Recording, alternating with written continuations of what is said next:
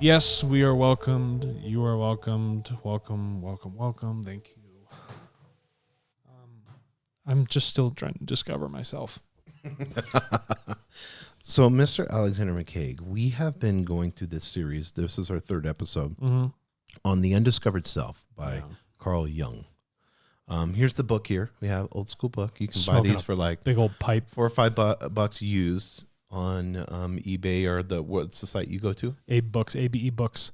And I just want to talk about a difference between buying a book physically and actually reading one on a Kindle or online. The digital format does not make the same hormonal psychological connection that happens when you physically take ownership of a physical book. So actually the way the information is received, like on paper or in something physical outside of a digitally read thing, is completely different to the mind. It's like that thing between typing on a keyboard and actually writing it down by hand. That makes sense. Okay? So I just want to make sure that's abundantly No, I love that. We were talking about rational argument, emotionality, given situations do not exceed a certain critical degree. He says, in this state of all those elements whose existence is merely tolerated as social under the rule of reason come to the top. And then he gets into, this is part, he talks about prisons and lunatic asylums. I mean, this is 1950s, so there's terminology. Lunatic, just so you understand the basis of that word. You guys ever feel like shit gets out of control during a full moon? Lunar, tick, right? So it's just saying during that full moon phase, people get a little crazy, but that was later adopted to someone who's just nuts all the time. For every manifest case of insanity, there are, in my estimation, at least 10 latent cases who seldom get to the point of breaking out openly, but whose views and behaviors for all their appearances of normality are influenced by unconsciously morbid and perverse factors. You didn't outline that, but I read that because I want to talk about this, because there's a lot of people, there's jokes about this all the time, and especially with younger millennials, and I mean millennials are in their 30s now, but and Gen Z right now is facing mass amounts of depression. Yeah, the highest of any category. But they're not in an insane asylum because they haven't had a public outburst, right? And this is the point here, and just because Donald Trump is president of the United States, even though he was doing specific things that would be seen as inhumane and immoral, that protects him with his outbursts. Yeah, and a lot of it seems like it affects girls with the bullying online and stuff, and then you can look at a lot of girls' arms and you'll see scars of them, cutting themselves or and a lot of shows highlight that. Yes, there's Ginny in Georgia or whatever it's called, and this one girl is trying to deal with her identity at school because people ask these passively racist, passively sexist, segregating, sexist questions, but has different internalizations of very asked these things. But that's just an example of how people are feeling everywhere. Yeah, I was watching. I was bullied. Yeah, I'll use it as a very pertinent example. And people are like, everybody gets bullied in school. I got the shit kicked out of me all the time. I'd walk in. I would be physically people would beat the piss out of me, it sucked. And I had to deal not only with the external aspects of that, but the internal aspects. And then my relationship to other people within that schooling to be well, how do I relate socially? If I'm going to get beat up by this group, who's apparently the cool people, is that who I need to be associating with? Yeah. Should I continue to strive for that association even though it brings me harm? Do you see what I'm saying? Yeah, exactly. And people feel this this pull back and forth, but it took a lot of thought, but I didn't have any, because I was able to rationalize with that, work with myself, understand myself and the aspects of others. I don't have any sort of psychotic break or outburst or chose to harm myself. Yeah, and I was watching Joe Rogan the other day, and he had a Demi Lovato, which is. And will you look if she's from here? I think she's from here. Demi Lovato. She's from New Mexico. I think she's from Albuquerque, but she's a famous singer. I think she dated Justin Bieber and all that, or was in that time frame, Jonas Brothers, all that. So yeah, she was born in Albuquerque, New Mexico. Yeah, this was really cool. 1992. Oh, we're the same age. But he did a 2.5 hour conversation with her, and she almost died with drug abuse. Went into seizures. And then now she can't when she looks at somebody, all she can see, she's like, Joe, I can't see your mic. I can't see part of your head because of the strokes and seizures that I had when I overdosed, that it's just light. She can just see light and stuff. And so he was talking about stem cells and all that. But what I'm getting to, this all stemmed from her in school, which probably was here if she went to school here. It all stemmed from girls bullying her in school. She has, and this is what we get. Anybody that knows Demi Lovato would, and you listen to her songs, amazing voice, amazing talent, a rare voice. I mean, how many people have, she's got the genetic thing that allows her to hit that extra tone. Yes, much yeah, like yeah. that. I forget what the other singer's name is. That's escaping me. Doesn't matter. But But whenever you look at somebody that has these gifts and abilities, and that we all do, whether it's singing or whatever it may be, maybe it's art.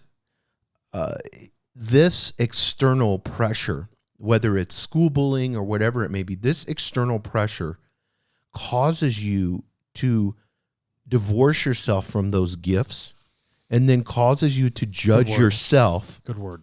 Causes you to judge yourself based off of that external, I want to make sure I'm saying this right, based off that external pressure that you're getting from what so-called norm is. And we talked about the last episode. But what norm?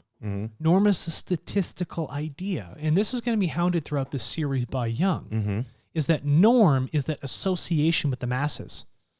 It obliterates your own identity. Well, that's what he says in here. He said there's a lot of people that should be in asylums, but they can live a halfway normal life. It's like the drunk that functioning drunk. A functioning drunk. I have friends of mine that are that way. Yeah. They literally have to drink every single day to function. Yeah. But they go to work and they're productive, and they're drinking and driving and doing all this crazy stuff. But until it destroys their body, or they go to jail, or kill somebody else, they're going to just function that way. And it's so funny to me that we don't understand. We're all a little crazy, whatever crazy is. I'm crazy. Yeah, we all. I am too. We all have these. Some people may have a tendency towards depression. Some people may have a tendency towards, I know somebody that can get really high and then really low. What do they call those swings? Yeah, I don't know. Mood swings, manic depressant. Manic. But somebody probably has that and is talking about it. Hypomanic. But you know what? You know what this person does when they're at the really high level? Amazing things. Amazing creativity. That's hypomanic, yeah. Amazing creativity. It's like, blows me away. It's like, you're geared. There's just people that you can gear a car differently. Like especially with 4-wheel drive trucks, you can gear them where it's really, really low, almost like a tractor. Yeah, like a diesel tractor is geared really low. You're not going to go 100. It's called grandma speed. Yeah. You're not going to go 150 miles, but that tractor could pull just about anything. Doesn't matter. I was down in Florida in a monster truck, which was made out of a school bus, but they didn't put more horsepower in it. They just took the same diesel engine that was in there and then just geared it to move these absolutely enormous wheels. But we didn't go faster than 15 miles an hour. Because for what they were doing, that was applicable. That's precisely correct. So you're an artist and you're a fringe artist and you're creating amazing art and you've got these crazy mood swings. It's creation operating at this high level, because I'm going to tell you something. Society is built off of that. Society? Music, Beethoven, Mozart. You name anybody, Demi Lovato, no matter who they are. You name any highly creative person, and they should be put into this lunatic asylum. Yeah. According to, he's against that, but according to what's normal. What society convenes them as, right? The convention of the lunatic. Go super negative and look at Donald Trump. Here he is, real estate mogul, ruthless, reality star. Yeah. And then uses the media to manipulate and run a country. Uses QAnon and all this other stuff to become the most powerful person in the world. What we consider to be the most powerful person. How did he will all that? Right. Put him in an asylum. Well, a lot of people would, but no, I know that. Yeah, people are like, yeah, fucking do it. But he mentions this, the appearance of normality. What appears normal. When people are appeased, calm, when things appear normal, but through that appearance of normality, that means you have sucked away the human existence. Yes. You've sucked away the characteristics of life. You have sucked away the beautiful creational energy that flows from your spirit that actually defines who you are internally. And you've just defunct it with some sort of fake material idea of who you're on the outside through this association. So I want to dive into this a little bit more, and he's going to get into this. But Swan dive? Yeah, Hands first, or just like no, I want head to do the belly. I'm a big belly guy. flop. A belly flop. We're gonna belly flop into this. Cannonball. So let's take somebody that's an artist, that's highly creative, that's manic, and in that manic states, they create amazing artwork. You take somebody like that, it's like you're fighting. People are telling you this, you're not normal. So through your whole life, people have told you you're not normal. Yep. And that's a false lie. That's a lie. Because what is normal? No one. Everybody's abnormal. Yeah. You can go to a different country and there's different rules. You can go to India and you can't eat a cow. You can go to Brazil and eating steak is normal every day. Yeah, is it normal or abnormal? That's exactly the point. So whose culture basis? It's this mass cultural idea. Rules. Yeah, it's an idea. So it's not truth. Thank you. So when you're an artist and you're having these manic depressants, now you have an opportunity to be self-aware and take responsibility for it. So it's like, okay, when I'm manic, am I going to hurt somebody? Am I going to go against somebody's free will? Hurt myself? Yeah. Am I going to hurt myself? Am I going to hurt others? Okay, now you have an issue. Mm-hmm. Now you got to think, okay, I have an issue. How do I stabilize this? Sure. Do you need prescription, drugs? Whatever you need. You need a doctor. If it's a function of true chemical imbalance, right, mental illness, that's different from a psychological illness. And that needs to be differentiated. One is a function of negative thought patterns that are destructive to the self. And the other one is a chemical imbalance in the mental self that actually has to be fixed with some sort of psychopharmaceutical. Yeah, and so Picasso, what he decided to do was he's like, I need to create a schedule for myself, because he was what people would label as crazy and a chauvinist. Yeah, he was a chauvinist, but a lot of people were back then. I mean, because if you really think about it, when did men stop hitting women? They still are, but I mean, it was probably kind of socially acceptable up into the 1950s. Yeah, the cops don't do anything about it. 50s and 60s. Just club your wife. Yeah. Like, are you kidding? You think 1920s? Like, somebody said this the other day, and it's so true. An 80-year-old woman has experienced physical abuse from a male. Every single one. I would feel for that. If you're 80 and older, I guarantee you've had physical abuse. And you know what's sad? Like, I had people that weren't part of my family. These are people I just went to school with that beat the shit out of me. Mm-hmm. I couldn't imagine having someone that through whatever sort of matrimony, we're together in a relationship and they beat me to a pulp. Think about what that does to a person. Imagine if you're an 80, 90-year-old black woman and you lived in the United States, you experience extreme racism. It's even depending on where you are, north or south. And know somebody that probably perished. Sure. Because of racism. It wasn't too long ago that people were lynching people. Yeah, we have to understand this. Yeah. Because the baseline for what you think is normal, just 50 years ago, people are still alive and the normal's crazy now. People are still getting stoned to death in the Middle East. Yes. They force women to cover their faces. Think about that. Now. You can't show 2021. You can't show your hair. You have to sit in a separate part of the restaurant. You can't drive a car. Yeah. You can't touch this. Are you kidding? Yeah. Go to Saudi Arabia. Yeah. So, but if you want to talk about racism, see how they feel about freaking people from Afghanistan. Saudi Arabia. Oh, you're Pakistani. You're Afghani. They call those people dogs. Mm-hmm. They don't even put them on the same level as a human being. They had huge slave trade, even like in 1897. Yes. In Saudi Arabia. Well, human trafficking is higher than it's ever been. 2021. So Picasso decided to say, he said, okay, I know when I'm most creative or when I'm most manic. Is that when he's beating up women? Is at this time. So he decided to say, oh, okay, he stays up late at night, early afternoon to late at night. Mm-hmm.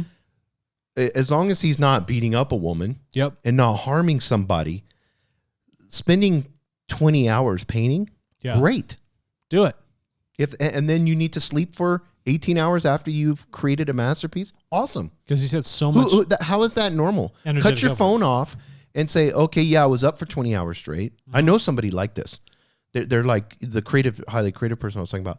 Work for 20 hours. As long as it's not causing you physical harm. Yeah. And I'm just saying we have to get away from people judging themselves off the norm. Yeah. And that's because that statistical idea of judgment, that idea of association with a mass or a group, eradicates who you are as a human being. And don't let anyone fucking give you a label. Nobody. Do not allow them to do it. And if you see somebody else give someone a label, stand up for that person. I hate fucking labels. Stand up for them. And you know what the thing is? Label makes you a victim. People stand around all day long and they watch people get victimized or labeled, and they'll stand there and do nothing about it. Mm-mm. They'll watch it publicly. Call that person out. Cut the shit. You have a complete lack of respect for human beings.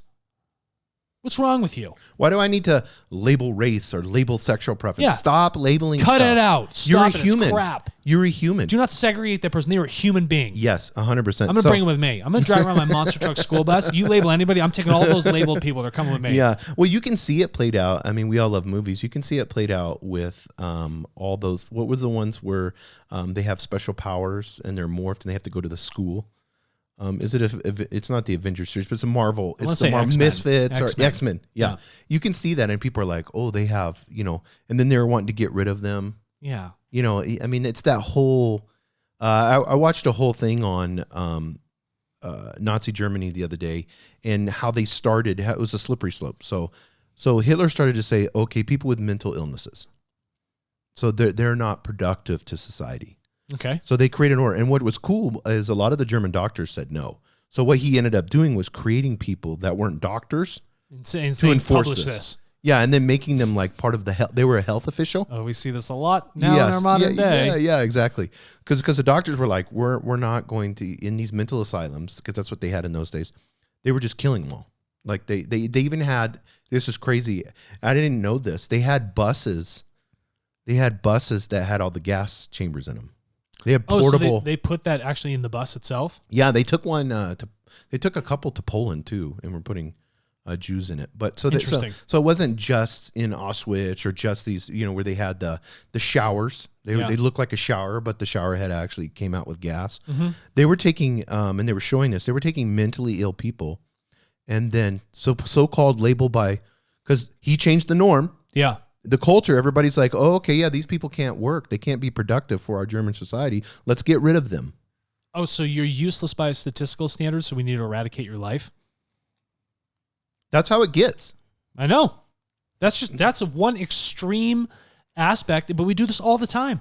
So why are we leaving it up to the government, the state, the church, the state or the church to say what's norm? Correct. So he says most people confuse self-knowledge with knowledge of their conscious ego personalities. That's not knowledge. If the ego is driving, that's the thing that pulls you away from knowledge. That's the thing that puts you in a state of delusion. Mm-hmm. It's not a real identity. It's this assumed identity. Mm-hmm. The ego wants to attach itself to these group identities, whatever these things might be. Yes. But that's not self-knowledge. Self-knowledge is being like, I really know who I am from a creational standpoint, my deep unconscious, subconscious thoughts, because that's coming from the spirit. Mm-hmm. That's truly who I am. Not all these other ideas of society and imprints that I have through how I've grown up and where I am geographically through this culture, defining who I am. Yeah, and he clarifies this more. He says, anyone who has any ego consciousness at all takes it for granted that he knows himself. Yeah, how many people are, I know who I am. I forget, who's the guy who walks around and says he's meditating all the time? Yeah. What's his name? He's on Oprah. Eckhart Tolle. Yeah, Eckhart Tolle, yeah. Listen, no matter how spiritually evolved you think, if you think you're just walking around, you're constantly meditating, I don't have to meditate anymore. I don't have to do a thing. I've now separated myself from this group, this tool that takes an infinite amount of practice, and beings in even higher densities are still practicing, and you're saying, I don't have to do it anymore. Yeah. This is ego talking, dude. Yeah. Every single time. And you'll see that because the ego is really, really tricky. And I don't want to get into a whole conversation with the ego, but the ego wants to identify. It wants to label. Yeah. The ego tells Hitler, you're doing this for the betterment of the German country. people. Yeah, they look in the 1920s and 30s what was happening in Germany, and then look what you've brought it to. Yeah, in less than 10 years, look what you've done. From a statistical measure, from efficiency, yeah. Eugenics. I brought our economy back. Eugenics, which he stole from us. Yeah, from a Harvard study.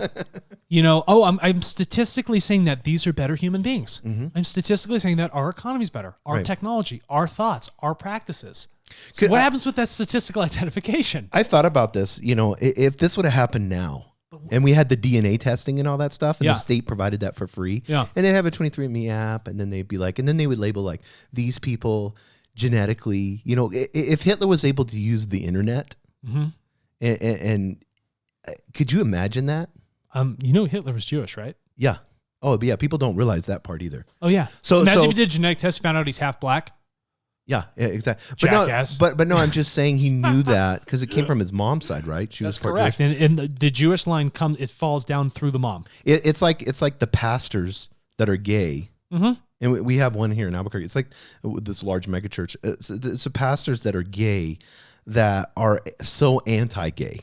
It's Hitler being part Jew that hates that part about himself. Yeah, that's what I was about to say. Reflect that the ego. He doesn't hate the Jews. He hates himself. Yes. That's what it is. And it's the ego talking that you need to eradicate that truth of who you are. Because if you can't love yourself, how can you love others? You can't. It's impossible. It's like a doctor that smokes cigarettes. And this is what I tell people, and this is so important in relationships. If you and your fiance, Alex, if you're at a 10 spiritually, mentally, physically, if we're going to label stuff, if you're at a 10, thank you. How much influence you're going to have to others, to the company that you run? Yep. And to, it is important for you to climb. Very important. It is important for you to read. Mm-hmm. You cannot be Alexander McCaig unless you do these certain things. It is important for you to meditate. It's important for you to eat clean. Correct. These are things that you figured out by being self-aware, mm-hmm. that you understand yourself. Mm-hmm. And you're saying it is important for me to do these specific things. Each individual is going to be different. That are best maybe, for me. Maybe it's taking your dog for a walk. You know, maybe someone loves that, or maybe it's going for a hike, whatever it may be. Kayaking, who knows? But at the end of the day, they have to understand, and you know this as well as I do, they have to understand it's purely on an individual basis. 100%. But when the ego gets in the way, it says, you deserve this drink. You deserve this harm. Yeah. And the ego, you have to understand the ego wants to destroy your free will. Yeah, it's just weird. It's just like because it wants to survive. That's all it is. But understand that ego is learning material for you. But the people give all the power to this negative polarity mm-hmm. within the self rather than trying to balance it. Being like, oh, I see what it's trying to get me to do. That actually leads me away from who I really am. And we've done, you could type in, if we go to YouTube, HDL YouTube, and just put the word ego, you'll see several of our titles. We've gone heavy into ego. I mean, I don't want to go into that, but I thought that was beautiful what he said here. And I know you had wrote, I don't know what this word is, but psyche slash spirit, seal. It's German. Seal, and then soul. So he talks about soul, right? But he actually correctly looks at the etymology of the word to define what soul is. And it's not in the spirit, just the sense of what the church says. It's actually a function of your psyche. Right. It's of that consciousness. Yeah, and he says, in continuation of this, because I think it's good, he said, but the ego knows only its own contents, not the unconscious and its contents. Yep. People measure their self-knowledge by what the average person in their social environment knows of himself, mm-hmm. but not by the real psychic facts, which are for the most part hidden from them. Correct. Should we just read the book to people and not even comment? Yeah. But I mean, people measure. That's a key word. I love that he used the word measure. Measure, because it's statistical. Mm-hmm. Remember I said we always have to measure things. It's like weird human thing we have. So we're measuring. So the ego only knows of this life. Yeah. Because, we talk about reincarnation a lot. The ego only knows of this life. It knows from the pain points that you experienced as when you were born to however old you are now, 25, 50, whatever you are. And it's basing its reality on material events? On material events of then and now. Of measuring a span of 25 or 50 years. So talk to me about how the spirit reflects creation and eternity that we can be able to tap into. Well, the spirit is part and parcel of creation, mm-hmm. which means it has all the characteristics of creation. It is not creation itself, but it is characteristic of it. It's almost like a little piece of it that's floating mm-hmm. around. It has all that infinite power. It's infinitely old. It's not bound by time. It's non-local. But when you look at the ego, it's bound by the amount of time you're in the meat suit, which your consciousness is saying right now. But the spirit feeds into the unconscious, subconscious area.